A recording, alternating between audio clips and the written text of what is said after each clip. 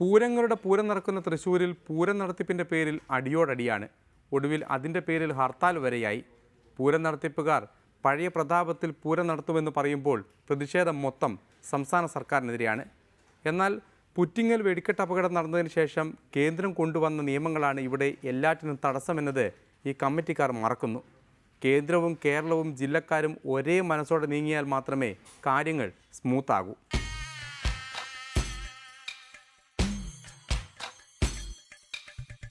പൂരങ്ങളുടെ പൂരമുള്ളൊരു നാട് നമ്മുടെ നാട്.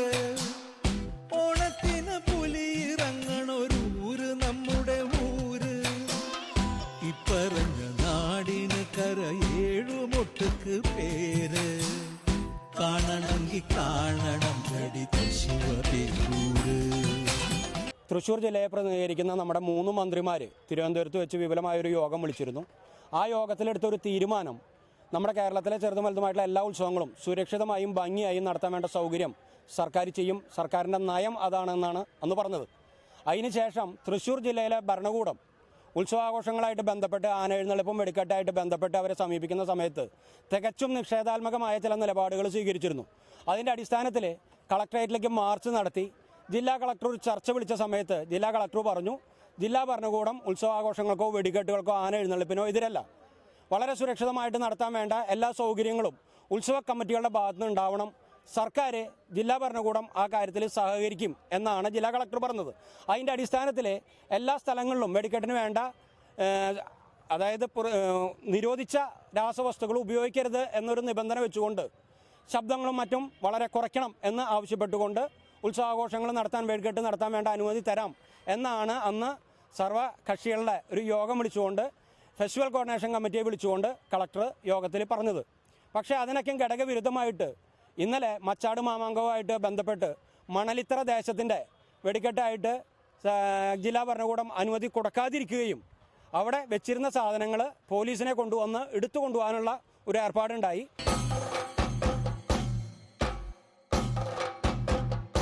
അങ്ങനെ ഒരു തെറ്റിദ്ധാരണ വന്നിരിക്കുകയാണ്.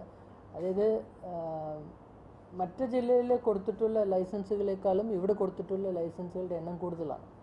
അപ്പോൾ എവിടെയൊക്കെയാണോ ഇതിൻ്റെ നിയമപരമായിട്ടുള്ള കാര്യങ്ങളെല്ലാം നമുക്ക് പാലിച്ച് വെടിക്കെട്ട് നടത്താൻ സാധിക്കുക അത്തരം സ്ഥലങ്ങളിൽ നമ്മൾ അനുവദിച്ചിട്ടുണ്ട്. അതുകൊണ്ട് ഇതിൽ വ്യത്യസ്ത ഒരു നിലപാടിന് ഒരു സ്കോപ്പുള്ളതായിട്ട് അറിവില്ല. ഇതെങ്ങനെയോ ഒരു ചിലപ്പോൾ ഈ നിയന്ത്രണങ്ങൾ കുറച്ചും കൂടി കർശനമാവുമ്പോൾ വന്നിട്ടുള്ള ഒരു പൊതുവായ ഒരു വികാരമായിരിക്കാം.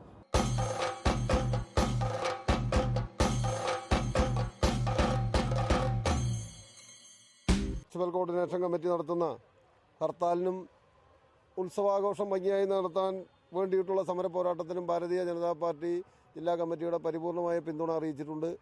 സംസ്ഥാന സർക്കാർ അടിയന്തരമായി ഈ വിഷയത്തിൽ ഇടപെട്ടുകൊണ്ട് ഉത്രാളിക്കാവ് പൂരം മാത്രമല്ല തൃശ്ശൂർ ജില്ലയിലെ എല്ലാ പൂരങ്ങളും വളരെ ഭംഗിയായി നടത്താൻ വേണ്ടിയിട്ടുള്ള വ്യവസ്ഥകൾ ഉണ്ടാക്കണമെന്നാണ് BJP ആവശ്യപ്പെട്ടിട്ടുള്ളത്.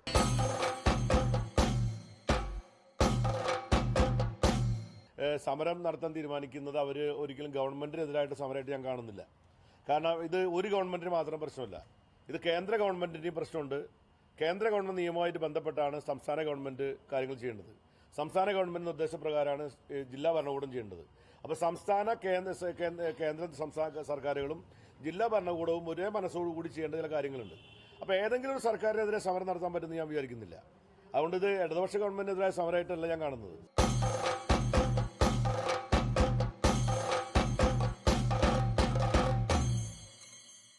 തന്ന കാര്യങ്ങൾ 400 കിലോഗ്രാം വരെയുള്ള വെടിക്കെട്ട് സാമഗ്രികൾ പൊട്ടിക്കാമെന്ന ഉറപ്പാണ് അന്ന് അവിടെ തന്നിരുന്നത്. അത് ലംഘിച്ചുകൊണ്ട് നമുക്കിവിടെ 15 കിലോഗ്രാമിൻ്റെ ഡിസ്പ്ലേ മാത്രമാണ് അനുവദിച്ചിട്ടുള്ളത്. തീർച്ചയായും അതൊരു കാരണവശാലും അംഗീകരിക്കാൻ കഴിയില്ല. ഫെസ്റ്റിവൽ കോർഡിനേഷൻ കമ്മിറ്റി ഇന്നത്തെ സമരത്തിന് ജനപ്രതിനിധികളിൽ ഞാനും അതുപോലെ തന്നെ രാഷ്ട്രീയ പാർട്ടികൾ മുഴുവൻ പിന്തുണ പ്രഖ്യാപിച്ചിരിക്കുകയാണ്. ഇത് കഴിഞ്ഞ് വരാൻ പോകുന്ന 23-ാം തീയതി തൃശ്ശൂർ ജില്ലാ ഹർത്താലിന് ഇന്ത്യൻ നാഷണൽ കോൺഗ്രസിൻ്റെ പിന്തുണയ്ക്ക് പുറമെ വടക്കാഞ്ചേരി മണ്ഡലത്തിലെ മുഴുവൻ ജനങ്ങളും അതിന് പിന്തുണ പ്രഖ്യാപിച്ചതിന് മുന്നോട്ട് പോകും. അതുപോലെ തന്നെ 26-ാം തീയതി മന്ത്രിമാരുടെ ഓഫീസിന് മുന്നിൽ വസതിക്ക് മുന്നിൽ നടത്തുന്ന ധർണയിലും മാർച്ചിലും ഇന്ത്യൻ നാഷണൽ കോൺഗ്രസിൻ്റെ പ്രവർത്തകർ പങ്കെടുക്കും. അതോടൊപ്പം തന്നെ ഇതുമായി ബന്ധപ്പെട്ടുകൊണ്ട് ഉത്രാളിക്കാവ് പൂരവുമായി ബന്ധപ്പെട്ടുകൊണ്ടാണ് വടക്കാഞ്ചേരിയിൽ നടക്കുന്ന പൂരം എക്സിബിഷൻ. അത് ഉത്രാളിക്കാവ് പൂരത്തിൻ്റെ സാംസ്കാരികതയെയും മതേതരത്തെയും ഊട്ടിയുറപ്പിക്കുന്നതിന് വേണ്ടിയാണ്. അതൊരു വ്യക്തി ആരംഭിച്ചു എന്നുള്ളതുകൊണ്ട് അത് തുടരേണ്ട കാര്യമില്ല.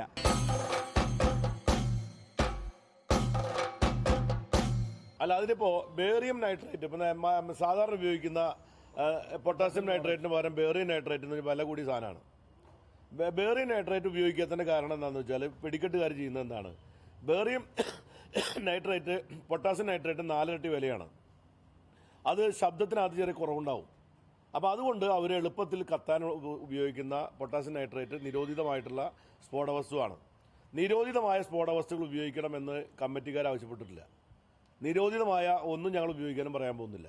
അല്ല, കുഴിമിന്നൽ വെടിക്കെട്ടുന്നൊന്നും ഞങ്ങൾ ഇതിനകത്ത് കഴിഞ്ഞ 2017 കൊടുത്തിരിക്കുന്ന ലൈസൻസ് പ്രകാരം ലൈസൻസ് കൊടുക്കും. അത് പോലീസ് പരിശോധിക്കും. അത് പോലീസ് പരിശോധിച്ചതിന്റെ അടിസ്ഥാനത്തിൽ ഞങ്ങൾ അവർക്ക് കൊടുത്തിരിക്കുന്ന ഇത്ര തൂക്കം എന്നൊക്കെ പറഞ്ഞതിനകത്ത് പറയുന്നുണ്ട്. അത് മാക്സിനുള്ളതും ടെമ്പററി മാക്സിനുള്ളതും ഒക്കെ ആയിട്ടുള്ള സ്ഥലത്തെ സംബന്ധിച്ച് പറയുന്നുണ്ട്. ഇതെല്ലാം പരിശോധിച്ചുകൊണ്ടാണ് കലക്ടർ കഴിഞ്ഞ ദിവസം ചർച്ച നടത്തിയാൽ തീരുമാനം എടുത്തിരിക്കുന്നത്.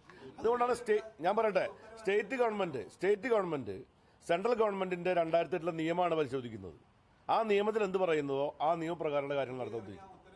അല്ല, ഉത്തരവ് സർക്കുലറാണ്. ആ സർക്കുലർ എല്ലാ കാര്യങ്ങളും ഒരുപോലെയാണെന്നുള്ള കാര്യം പരിശോധിക്കേണ്ടി വരും.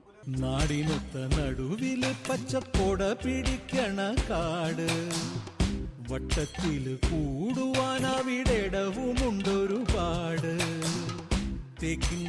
തേക്കിൻകാടെന്ന് പറഞ്ഞു പോരണ പേര്, കൂടണമെങ്കിൽ കൂടണം കടി തൃശിവ പേരൂര്.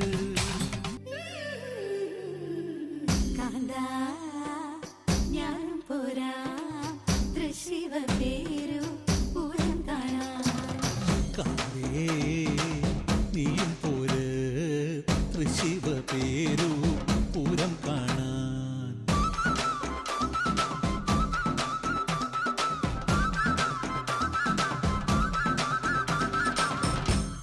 അപ്പോൾ പൂരം തുടങ്ങുന്നതിന് മുമ്പുള്ള കൊട്ട് കേട്ടല്ലോ. ഇനി ശരിക്കുള്ള പൂരം അരങ്ങേറിയാലുള്ള പൊട്ടലും ചീറ്റലും ഊഹിക്കാവുന്നതേയുള്ളൂ. വീണ്ടും ഇടവേളയാണ്. അത് കഴിഞ്ഞാൽ സുധാകർജി വരും.